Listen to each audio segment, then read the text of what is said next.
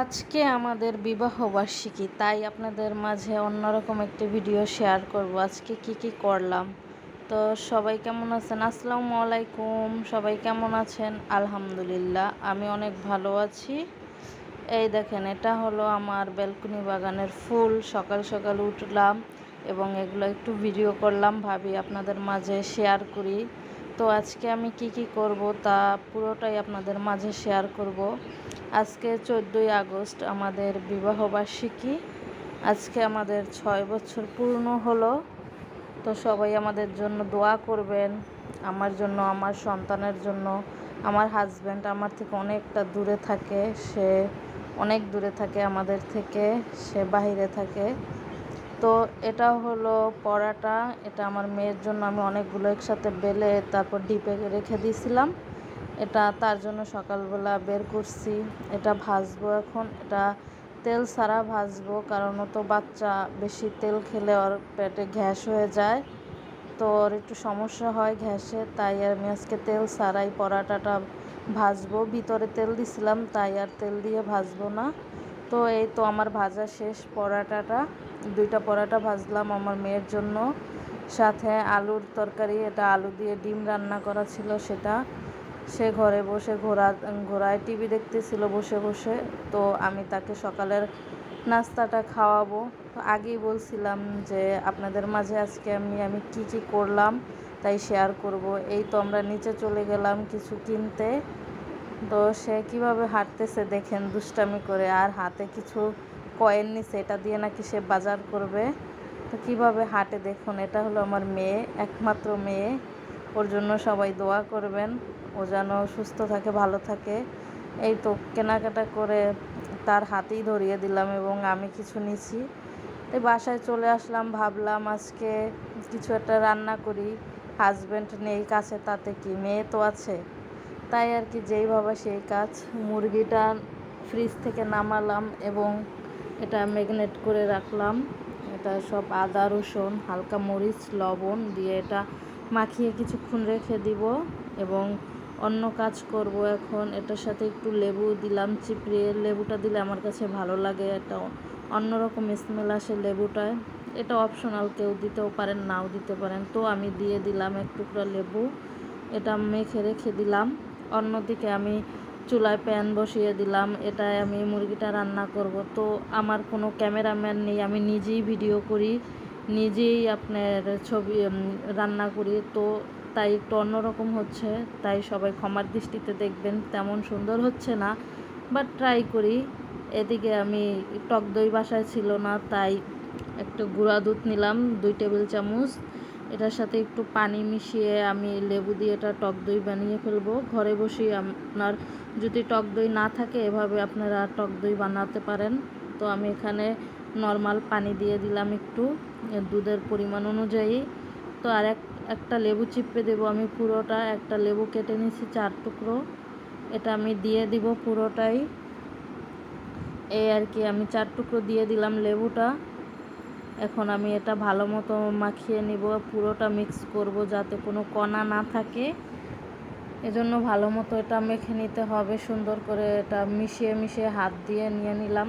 এই তো হয়ে গেল আমার টক দই ঘরেই, আমার দোকান থেকে আর আনতে হবে না। এটাই আমি দিব বিরিয়ানিতে। তো আজকে আমি বিরিয়ানি রান্না করার জন্য এখানে তেল দিয়েছিলাম। তো সেটা আমি এখন মুরগিটা ভাজবো। আজকে গ্যাসের অবস্থা তেমন ভালো ছিল না, তো আমি যখন রান্না করব তার আগেও গ্যাসটা ছিল। তার কিছুক্ষণ পরে দেখি আস্তে আস্তে গ্যাসটা কমে যাচ্ছে। ইদানিং একটু গ্যাসটা একটু ডিস্টার্ব করে, তো কোনো সমস্যা নেই, আমি রান্না করতেছি। এদিকে দেখি খুবই আস্তে আস্তে অনেকটা কমে যাচ্ছে। অন্যদিকে আমি পোলাওর চাউলটা সুন্দর করে ধুয়ে ঝাঁপিতে এটা আমি ছাকিয়ে নিব। তো পানি থাকলে ভালো হয়, পানি যাতে ঝরে যায়, সেজন্য আমি আগেই এটা ধুয়ে ফেলছি এবং এটা চালনিতে চাউলগুলো সব নিয়ে নিলাম। এদিকে দেখেন আমার গ্যাসের অবস্থা। তো আমি পুরো প্যানটাই চেঞ্জ করে ফেললাম। ওই প্যানে আপনার বেশি গ্যাস লাগে না, ওটা আপনার ননস্টিক ছিল, তাই ওটা আমি বাদ দিয়ে এখন একটা সিলভারের পাতিলে মুরগিটা ঢেলে নিচ্ছি। আমাদের 2 মা মেয়ে সংসারে এই মুরগিটুকুই আপনার বিরিয়ানির জন্য যথেষ্ট। আমরা ফ্যামিলিতে লোক কম, তাই 2 জনের জন্য এটাই হয়ে যাবে। এখানে পেঁয়াজ কুচি কেটে নিলাম, তো এটা দিয়ে দিব। মুরগিটা একটু ভাজা হয়েছে, যদি ওইটায় থাকতো, ওই কড়াইটায় থাকতো এত তাড়াতাড়ি হতো না, তাই আমি কড়াইটা চেঞ্জ করে দিছিলাম। এখানে আমি সস দিয়ে দিলাম। এখানে আপনার আমাদের বাসায় যে সসটা থাকে টমেটো সস, ওইটাই দেওয়া যাবে। এই তো আমি সস দিয়ে দিছি। তারপর ওই যে টক দইটা ছিল সেটাও দিছি। দেখে আমি বিরিয়ানি মশলা ছিল বাসায় কিছুটা, ওটাও দিয়ে দিলাম।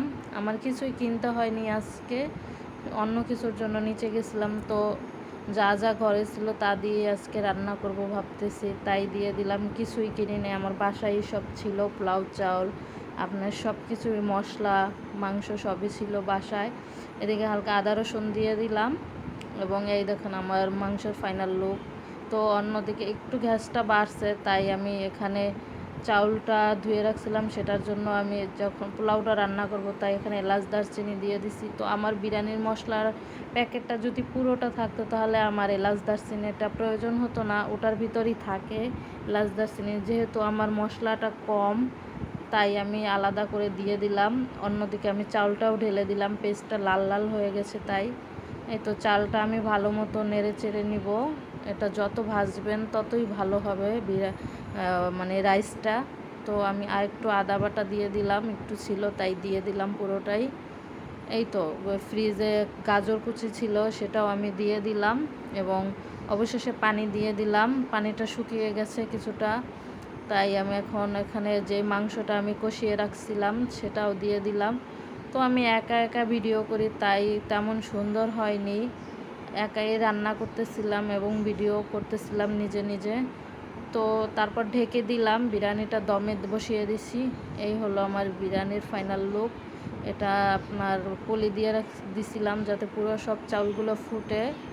এই তো আমার বিরিয়ানি হয়ে গেছে। দেখেন ঘরে যা যা ছিল তা দিয়েই রান্না করছি। একটু মশলাটা কম হয়েছে, বাট ফোনে যেরকম দেখাচ্ছে সাদা, বাস্তবে এরকম এতটা সাদা হয়নি। যেহেতু সস দিছিলাম লাল লাল হয়েছে এবং গাজর কুচি দিছি, তাই কালার সুন্দর হয়েছে। এই তো আমার বিরিয়ানি। আমি এটা সুন্দর করে একটা প্লেটিং করলাম। এটা আমার হাজব্যান্ড থাকলে তাকে খাওয়াতাম, বাট সে তো আমার কাছে নেই, অনেক দূরে আমাদের থেকে, তাই এটা কি করব ভাবতেছি। এটা আমার একমাত্র মেয়ে, তা আমার হাজব্যান্ড নাই তাতে কি, আমার মেয়ে তো আছে আমার কাছে, তাই মেয়ের জন্যই সুন্দর করে প্লেটিং করে নিয়ে আসলাম। এবং সে দেখে তো খুবই খুশি যে আম্মু কি আনছো, তুমি এত সুন্দর প্লেটিং করছো, তার খুবই প্রশ্ন। এই তো তাকে আমি খাইয়ে দিচ্ছি এবং সে নিজেও খাচ্ছে। সবাই দোয়া করবেন ওর জন্য।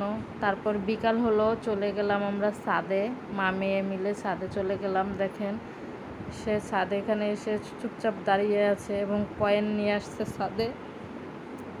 সে খুব একটু আনন্দ করলো আজকে, তাকে ছাদে ঘুরিয়ে আনলাম, নিচে ঘুরিয়ে আনলাম এবং প্লেটিং করে বিরিয়ানি খাওয়াইছি। সব কিছুই তার ভালো হয়েছে, সে তো খুবই খুশি। তো আমার মেয়ের জন্য সবাই দোয়া করবেন। তো আমার মেয়ে হাঁটাহাঁটি করতেছে। এই তো আর কি আমাদের আজকের যা যা করছি তাই জানালাম আপনাদেরকে। আমরা তিনজন একসাথে। আল্লাহ হাফেজ।